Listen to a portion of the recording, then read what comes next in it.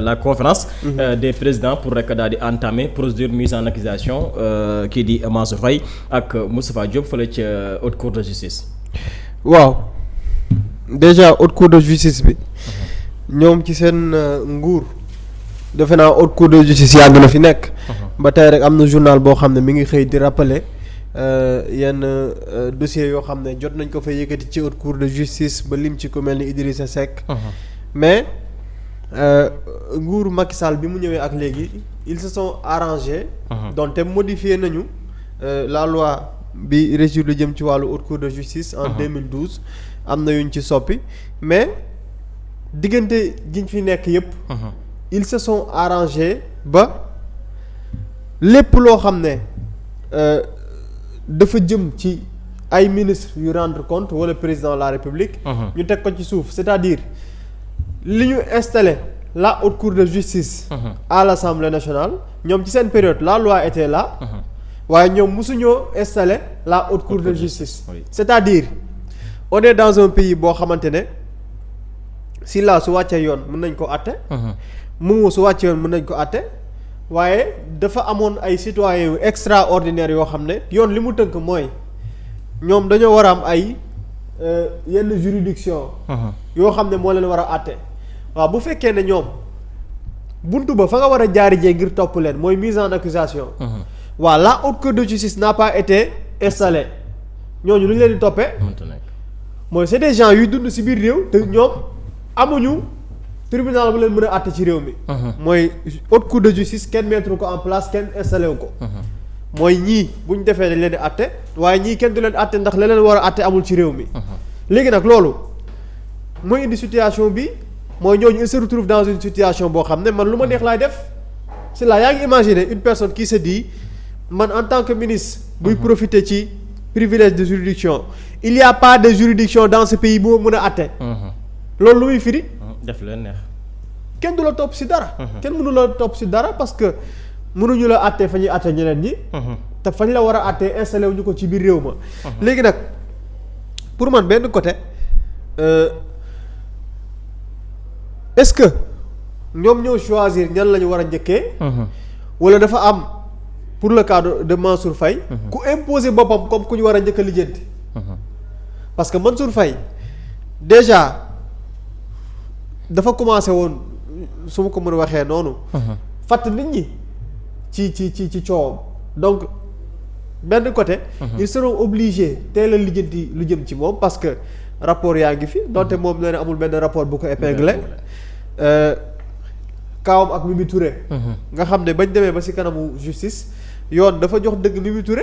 ci koo xam ne daf ko wax ne ko yow rapport daf laa épinglé. mu yóbbu ko ci yoon jox dëgg Aminata Touré donc kooku situation boobu bu ñu ci tollee. justice déjà dafa tranché maanaam Mansour Faye gëm nañu présomption d'innocence. mais Mansour Faye il est en sursis juste rek boo yemee ci l'affaire Mimi Touré. yow nga tuumaal ma ni ma yoon daf laa rapport daf laa épinglé. ci affaire Covid ma yóbbu la ci yoon jël dëgg jox ki tuumaal. yoon bu joxee dëgg ki tuumaal mooy day taqal ki nga xam ne moo lu yóbbu ci yoon. moom la yóbbu ci yoon. donc loolooy situation bi.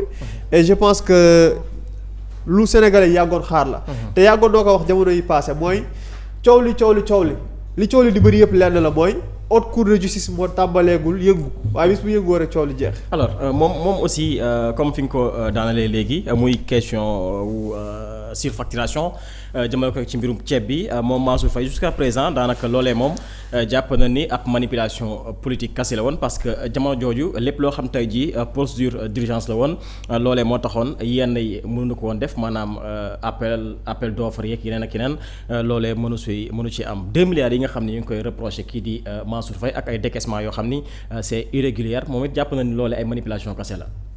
waaw xam nga procédure d'urgence. bu amee rek mooy lépp luy contrôle bu war a am. c'est-à-dire loo xam ne dañ ko waroon a saytu di xool fii la war a jóge voté nañu ko ci loi beeg fii la war a jaar. yooyu du am. mooy il y a plus de contrôle c'est-à-dire foofu nag fa la gars yi profité def lu leen neex. tey jii su kaawu Covid bi amee c'est parce que dañoo nekkoon benn moment boo xam ne nit ñi bàyyi xel gi ñu waroon bàyyi xel dëgg-dëgg sax mën naa bañ a am.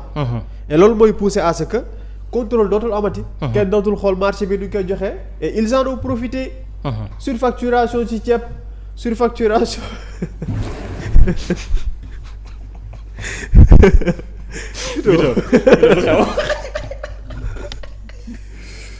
lan moo xew. dara xewul man lu xew kay yéen laa koy laaj. yow xamoo li nga def. moom moo bëggoon a ñandu rek dagg waxam continuer. doo toog nga yam. continuer kilifa yaa ngi seetaan. continuer kilifa yaa ngi seetaan.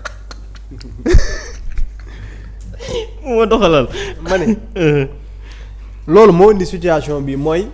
il y avait pas de contrôle amatul. mooy fi mbir yi war a jaar bu doon en temps normal lañ nekk.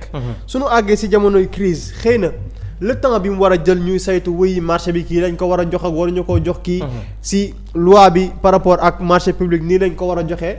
dañuy àgg moment boo xamante ne imagine le président de la république ci boppam dañ koy may pouvoiru lu ñu waroon a voter à l'Assemblée nationale ñu bàyyi ko moom ci boppam mu jëlal boppam diggal gi dogal gi donc si moment bu exceptionnel la boo xam ne le président de la république sax dina def loo xam ne du laaj autorisation Assemblée nationale léegi nag loolu mooy di dérive yi di looloo jur tey cette situation là et li peuple bi di réclamer mooy justice. jàpp naa ne lépp fa lay mujjee. exactement alors Vito nu delluwaat ba tey fële ci assemblée nationale ak li nga xam ne nag moo di procédure de mise en accusation bi alors procédure bi nan lay demee exactement.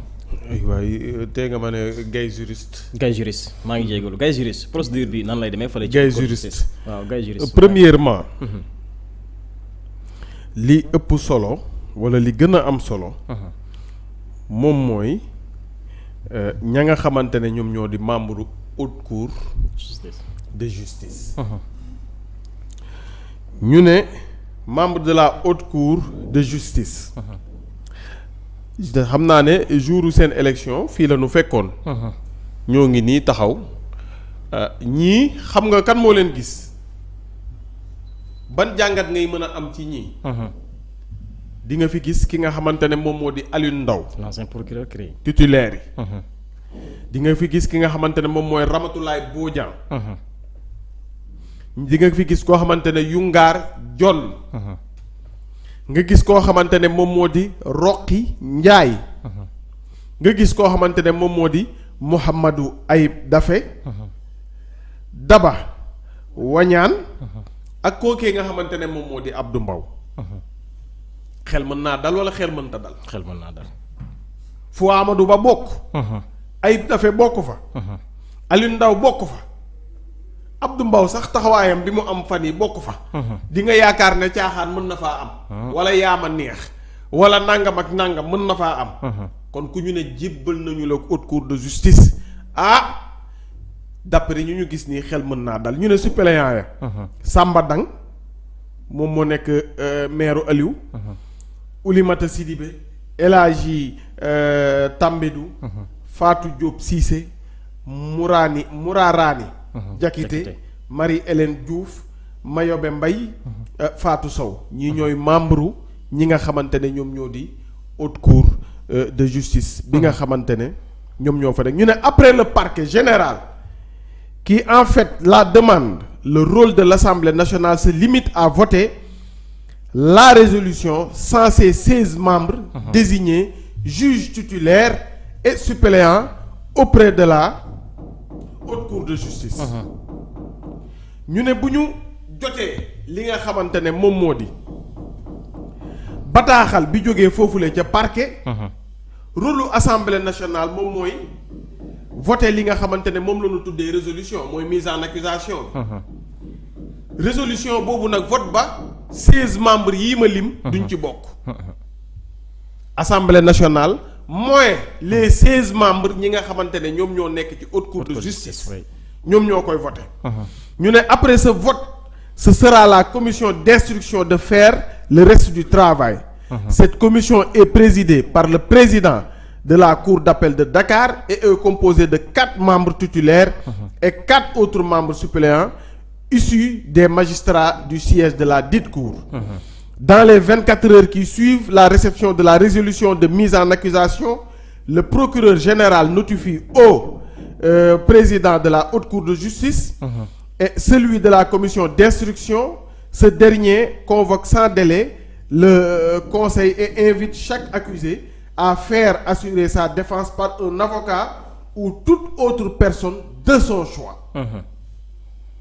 Avant sa première réunion, le président de la commission d'instruction peut décerner des mandats contre les accusés s'il juge cela utile à la manifestation de la vérité. La commission d'instruction statue sur les incidents de procédure et sur les nullités de l'instruction. Ces actes ne sont susceptibles d'aucun recours. Après les travaux, la commission d'instruction rend une décision de renvoi qui dit s'il y a ou non des charges suffisantes de l'existence des faits énoncés dans la résolution de mise en accusation. Elle ne peut pas modifier la qualification des faits. ngay jël sa micro. ma jël sa micro. ma jël ko. voilà c'est bien. damaa génn ci micro. yaa génn nga. xoolal daal l'essentiel daal moom mooy. après clôture des débats. la Haute Cour de justice statue au vote par bulletin secret à la majorité absolue sur la culpabilité de l'accusé. Si ce dernier est déclaré coupable, il est ensuite voté l'application de la peine. Les arrêts de la Haute Cour de justice ne sont susceptibles ni d'appel ni de pourvoi en cassation. maanaam bu la xasee ba condamné. bu ñu la xasee ba condamné jeex na julli tubaab. loolu daal moo ci am intérêt. fu mu toll nii jaar-jaar bi yëpp mën nañu koo lim. xam naa cun dina ci dellusiwaat ak juriste yeeg yooyu noonu. waaye la ca gën a ëpp importance. moom mooy fi ñuy jaaree ba yegsi. Haute Cour de justice ak membre yi ma lim. mise en accusation wala yooyu ñoom du ñu bokk ci ñu koy voté. ñeneen ak ñeneen dinañu jaar cour d'appel dinañu jaar nangam ak nangam ak nangam ak nangam.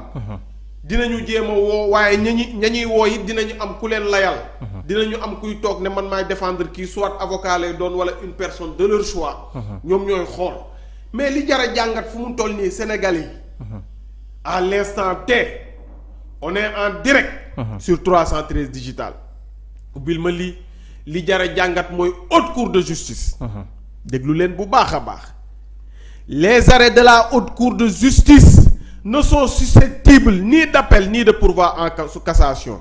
Les accusés peuvent être jugés par contumace. maanaam boo ñëwul. comme tribunal bu normal la rek. boo ñëwul comme bu ñu la convoqué nga ñëwuloo. ñu juger la en contumace. waaye la ëpp solo jàngat bi moom tey na ko nit ñi xam bu waa Haute Cour de justice 8 membres yi. wala 13 membres yi bu ñu waxee ba ne diw condamné nan ko moom moo def amatul appel. oui. amul pourvoi en cassation. amul dara da ngay tëdd rek. loolooy information bi tëdd rek. xam naa looloo tax tamit ñoom ñu ragal Haute Cour de justice. boo gisee ñuy wax nii di dem di lam-laamee di périer di naaw. di acrobatie di def ay yëf. xam nañu peut-être lii bu jeexee. lan la leen mën a fekk. loolooy exclusivité bi. à moins que nu ubbiwaat procès bi loolu rek moo si mën a am. dañu koy loolu moom. dañu koy ubbiwaat. waaw nu réviser waat procès bi loolu mën na nekk. fan la ñuy jaar ba réviser ko. ci Haute Cour de justice encore. mais quant à defaat recours moom loolu moom mënta nekk. recours moom amut. kon jeex na. léegi kon nañu waaj. assemblée nationale la ngay def liggéeyam. bu ñu leen jébbalee ñii. ñu topp boobule information it. xam fan la Haute Cour de justice di mujjee ki justicier yi. très bien jërëjëf Juriste Gaye. jërëjëf waaw mais am na lu ma peegul de. muy la révision mën na nekk mën nañu xoolaat mbir mi nu muy demee. mën nañu ko xoolaat mais def recours loolu moom mënta nekk. ci def appel tamit amul. recours amul. recours pouvoir cassation amul. mais yow tamit leeralal naka la ñuy def ba révision am. révision kay mooy. bu fekkee par exemple vice dafa am par exemple quoi. y a possibilité ñu réviser waat procès. waaw loolu cuun bi ñëwee àddu ci. d'ailleurs loolu la Karim Wade di demander. alors moo yow it procédure de résiliation